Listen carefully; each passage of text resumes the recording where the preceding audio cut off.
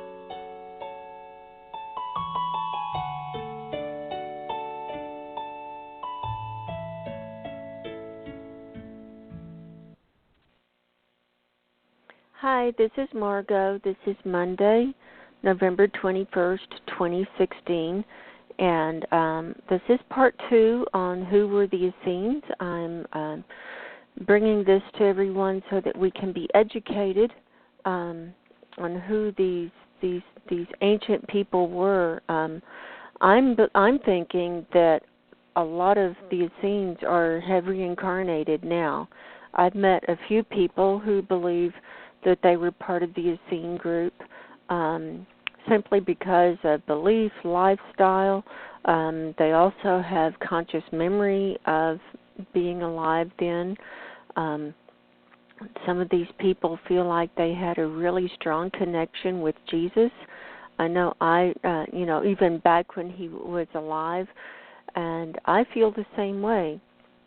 And so I think this is going to bring a lot of light to people and help them understand and fill in the gaps of who they are and where they came from and things like that. I talked a little bit yesterday, just an introduction on the Essenes, and I also started reading from the Essene Gospel of Peace, Book 1. I didn't get very far in it, so I'm going to start at the beginning of that again. But one thing that I wanted to talk about before I get started is how the Essenes were so in tune with the soul of the earth, the Great One, with Mother Earth. And I realized this when I read the little bit that I read yesterday, where, and I'm going to read it again today because the people were asking, who is our mother, asking Jesus, who is our mother, and where's her kingdom? And Jesus was saying, your mother bore you, and your mother is here, the earth, basically. And it's interesting. I used to go up into the mountains here where I live and do a lot of meditations. I don't do it now because of my health. I don't get out that much. But I used to, when the weather was nice, I'd go and do a morning ritual, morning prayers and ritual with Mother Earth. And the invocation that I would say was almost identical to what I read yesterday. It goes something like, guide me, Great One. I honor you and I bless you and I become one with you, with Mother Earth. And my body is your body, my mind is your mind, my eyes are your eyes, my breath is your breath, my voice is your voice, my heart is your heart, my blood is your blood, my hands are your hands, my feet are your feet. Guide me, Great One, show me what to do. I honor you and I bless you, and I'm here to serve. And I used to do that invocation, and I do it like to the 4 directions And that's when I was getting a lot of the, after and during the time I was getting a lot of those messages in, channeled messages on ascension, because I realized that our souls are connected with the soul of the earth. And this is exactly what Jesus is saying in the very first part of this book of the Essene Gospel of Peace, that we are from the soul of the earth. We are tied up together with her. And I realized another thing, that the greatest sin, the greatest abomination that could be done is against Mother Earth. And this is what Satan has done. This is the greatest abomination against God's creation, is to kill Mother Earth and to kill the planet and to kill her creation, everything that's here, that's from the earth, which is all biological life. And it's all coming under attack, and it has been for a long time, but especially since the industrial age. And so basically within 100 years, man, through the influence of Satan, has succeeded in really, really killing so many species and killing so much of the earth. Some people feel like they have hope. They think that it can come back, but I just don't see how it can, without some kind of divine intervention, because with killing the earth, it's also killing us, and all of the toxins and the nanoparticles and all the crap that is killing the earth is in us, and it's killing us as well. And so this is Satan, who has worked through man to kill the planet, and in return is killing us, killing humans. So it's very devious, and he's done a really good job at it. And I know a lot of people are suffering because of the toxins, because we can't heal. We can't heal from biosynthetic organisms because it's not natural. If we could get rid of all of the machines in us and all of the nanobots and get away from the toxic environment, I think we would be able to heal. But we can't. There is nowhere to go. There is nowhere to run. The chemtrails are everywhere. The Fukushima is everywhere. The radiation is everywhere. The Wi-Fi is everywhere. They're beaming us from all around, from outer space, and soon the whole planet is going to be Wi-Fi'd. So this is the hell that Satan has in store for mankind, for who is left. After the Great One ascends. And I do believe she is going to ascend. I absolutely do believe it. And we need to go with her. And that's the plan. But, so anyway, I'm really happy to be bringing you the Essene Gospel of Peace and learning about the Essenes, because I think this group is a missing link in our teachings and our learnings, and they've been really overlooked and left out. So I'm going to bring this out and just put these on every day. I'm going to try and do one a day for a while I can, and get this message out, and hopefully, we can save ourselves enough so that we can get out of here with the Great One when she ascends. So I'm going to start at the beginning of Book 1, the Essene Gospel of Peace. I read it a little bit yesterday. I didn't get very far into it, so that's why I'm going to go ahead and start at Book 1. And then each day, I'm just going to be continuing where I left off. But this is part 2 of the series of who were the Essenes. The Essene Gospel of Peace, Book 1, the original Hebrew and Aramaic text, translated and edited by Edmund Bordeaux Zekeli. And if I'm not pronouncing that correctly, people can email me and let me know how to pronounce that. This was published by the International Biogenic Society in 1981. And then many sick and maimed came to Jesus, asking him, "If you know all things, tell us, why do we suffer with these grievous plagues? Why are we not whole like other men? Master, heal us, that we too may be made strong, and need abide no longer in our misery. We know that you have it in your power to heal all manner of disease. Free us from Satan and from all his great afflictions. Master, have compassion on us." Oh, and one little aside before I continue. Whenever I have had sessions with God or the Arcturians or Jesus about the afflictions of Morgellons, because I feel like I'm suffering from it, I don't talk about it that often.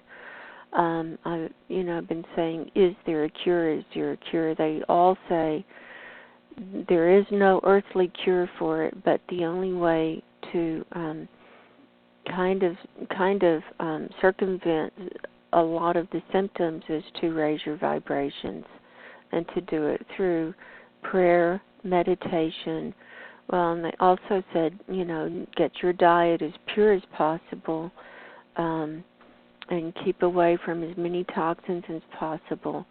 But the ultimate healing is to raise your vibrations so that you're not affected by the lower vibrations from this dimension.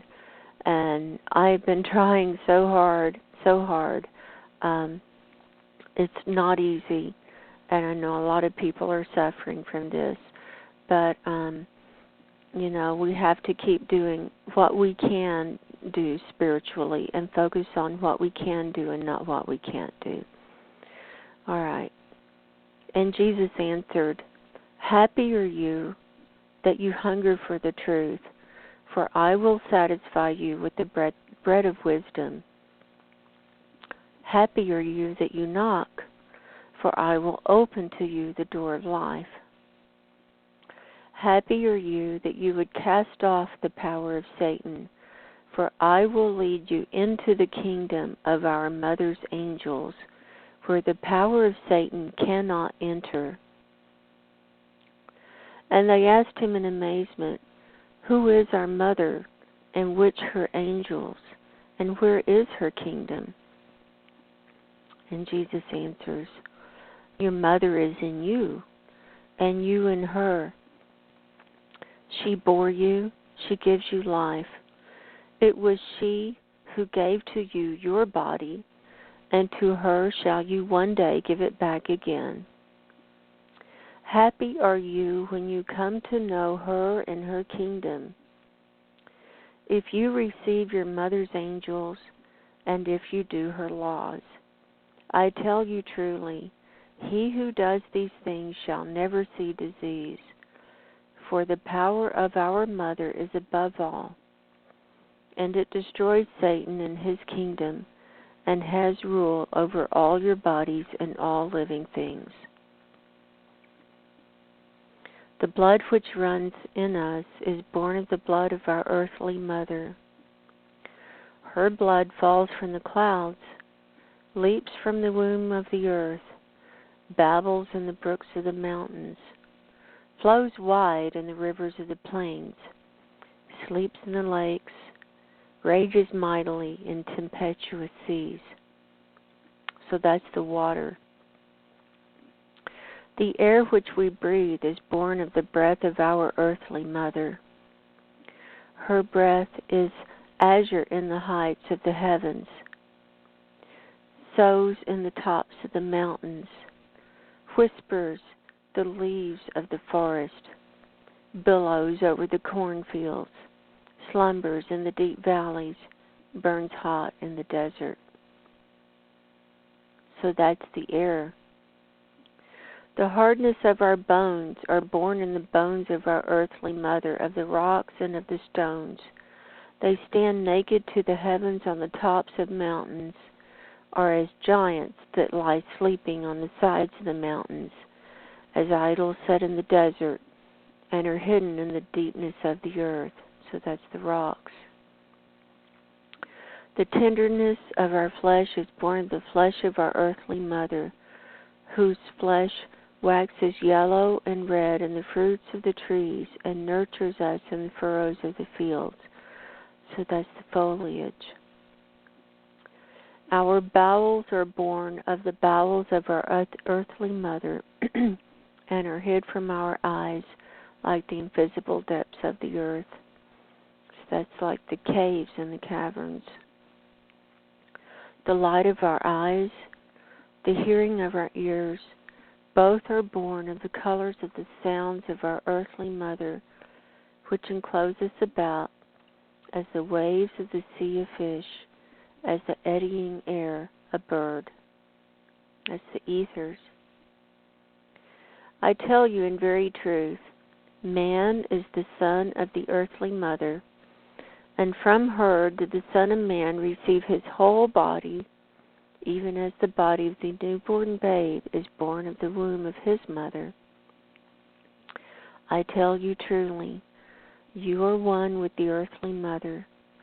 She is in you, and you in her. Of her were you born, in her do you live, and to her shall you return again.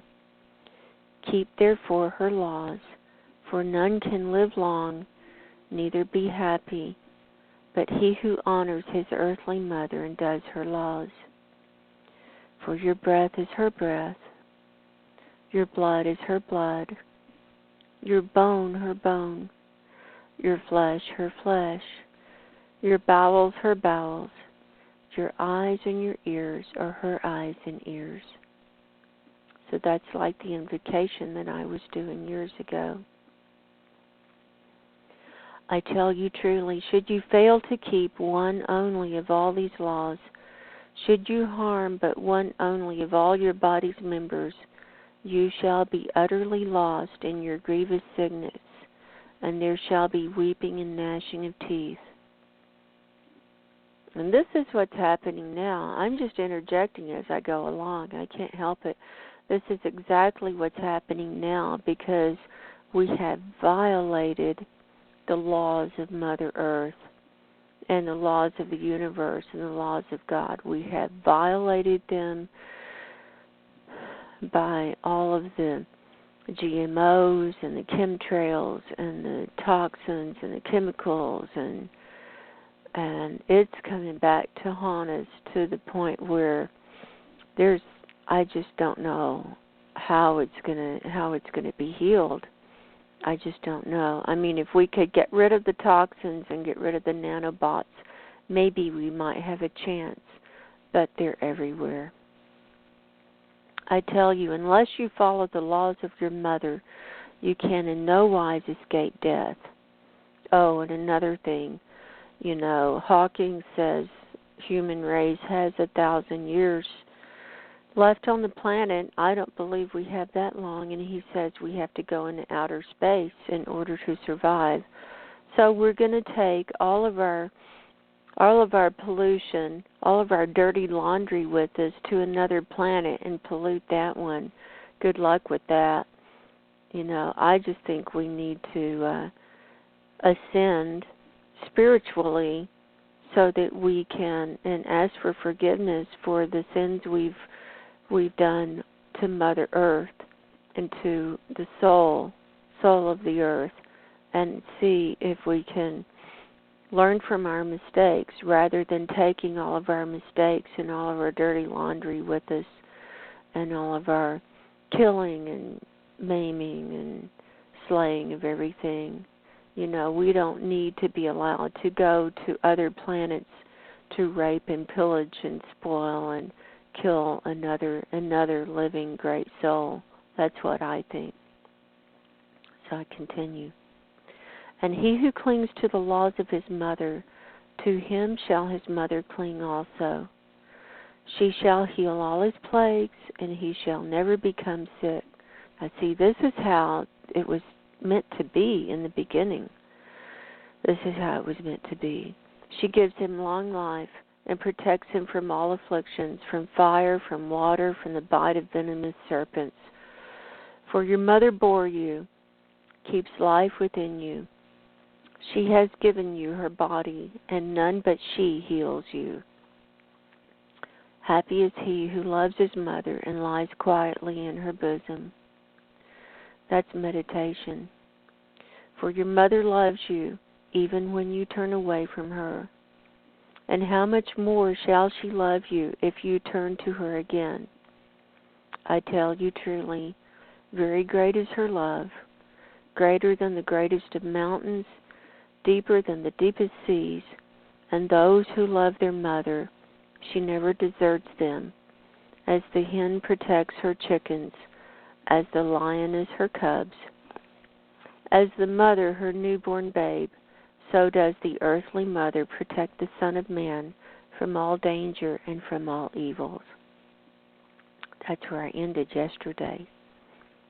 So let's continue. For I tell you truly, evils and dangers innumerable lie in wait for the sons of men. Beelzebub, the prince of all devils, the source of all evil, lies in wait in the body of all the sons of men. He is death, the lord of every plague, and taking upon him a pleasing raiment, he tempts and entices the sons of men. Riches does he promise, and power, and splendid palaces, and garments of gold and silver, and a multitude of servants. All these he promises renown and glory, fornication and lustfulness, gluttony and wine-bibbing, riotous living, and slothfulness and idle days. And he entices everyone by that to which their heart is most inclined. And in the day that the sons of men have already become the slaves of all these vanities and abominations, then in payment thereof he snatches from the sons of men all those things which the earthly mother gave them so abundantly. He takes from them their breath, their blood, their bone, their flesh, their bowels, their eyes, and their ears. And the breath of the Son of Man becomes short and stifled, full of pain and evil-smelling, like the breath of unclean beasts. And his blood becomes thick and evil-smelling, like the water of the swamps. It clots and blackens like the night of day. And his bone becomes hard and knotted. It melts away within and breaks asunder, as a stone falling down upon a rock. And his flesh waxes fat and watery. It rots and putrefies, with scabs and boils that are an abomination. And his bowels become full with abominable filthiness, with oozing streams of decay, and multitudes of abominable worms have their habitation there. And his eyes grow dim till dark night enshrouds them, and his ears become stopped like the silence of the grave. And last of all shall the erring Son of Man lose life, for he kept not the laws of his mother, and added sin to sin. Therefore they are taken from him all the gifts of the earthly mother, breath, blood, bone, flesh, bowels, ears, and eyes, and after all else, life, with which the earthly mother crowned his body. But if the erring Son of Man be sorry for his sins and undo them, and return again to his earthly mother, and if he do his earthly mother's laws and free himself from Satan's clutches, resisting his temptations, Then does the earthly mother receive again her erring son with love, and send him her angels that they may serve him. I tell you truly, when the Son of Man resists the Satan that dwells in him, and does not his will, in the same hour are found the mother's angels there, that they may serve him with all their power, and free utterly the Son of Man from the power of Satan. So I'm thinking that he's talking about doing cleansing from all the toxins, doing intestinal cleansing of the parasites and the worms and everything, and also cleansing from what you eat. Anyway, for no man can serve two masters, for either he serves Beelzebub and his devils, or else he serves our earthly mother and her angels. Either he serves death, or he serves life. I tell you truly, happy are those that do the laws of life and wander not upon the paths of death, for in them the forces of life wax strong, and they escape the plagues of death.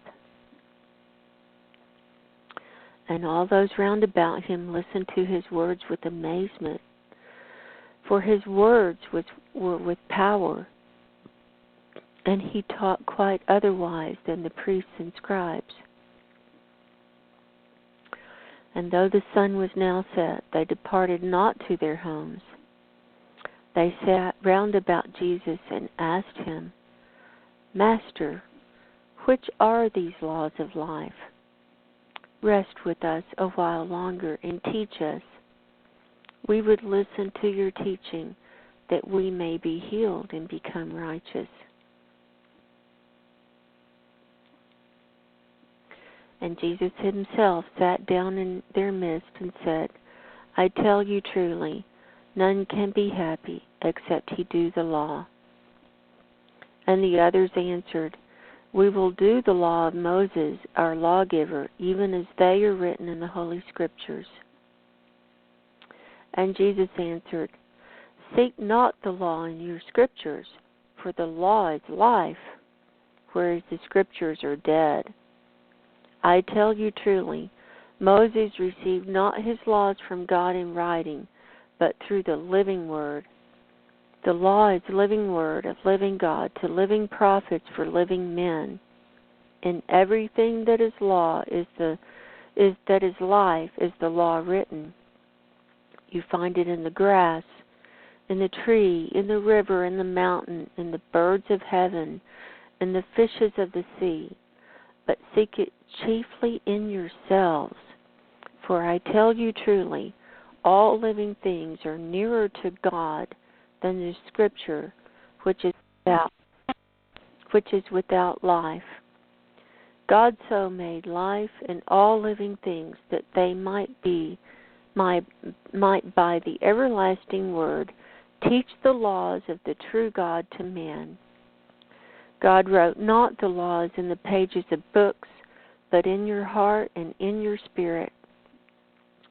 They are in your breath, your blood, your bone, in your flesh, your bowels, your eyes, your ears, and in every little part of your body.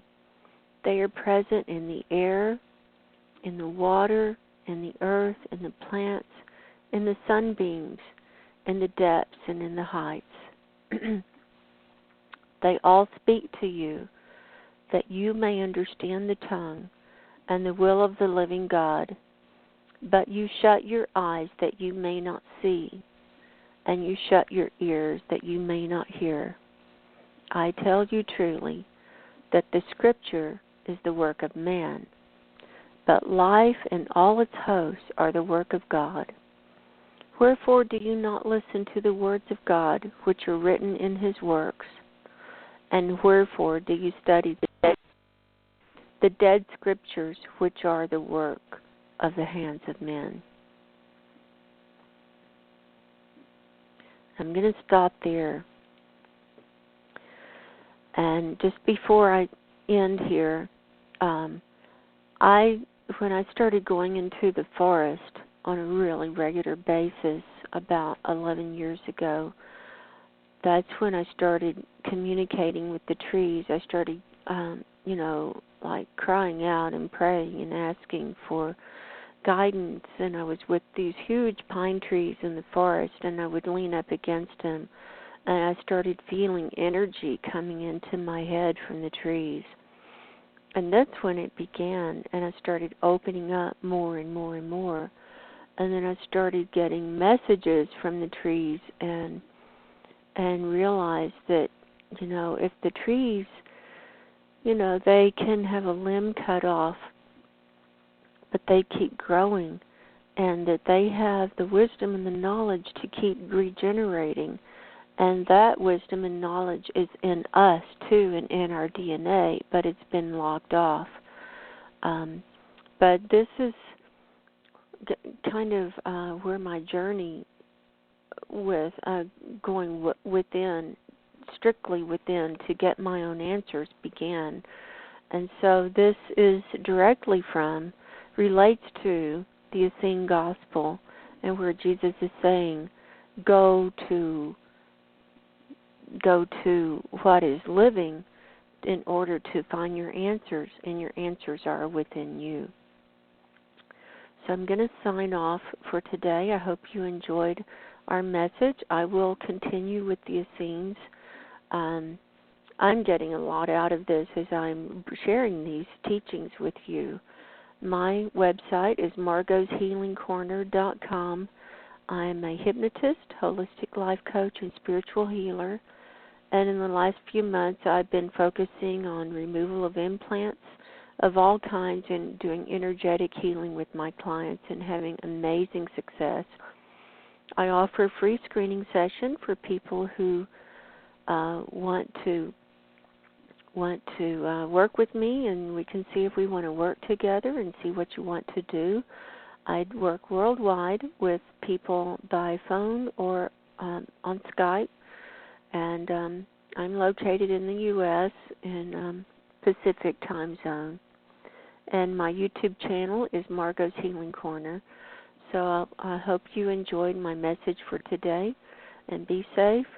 And remember to just take some quiet time and go within and ask for guidance, because it is there and waiting.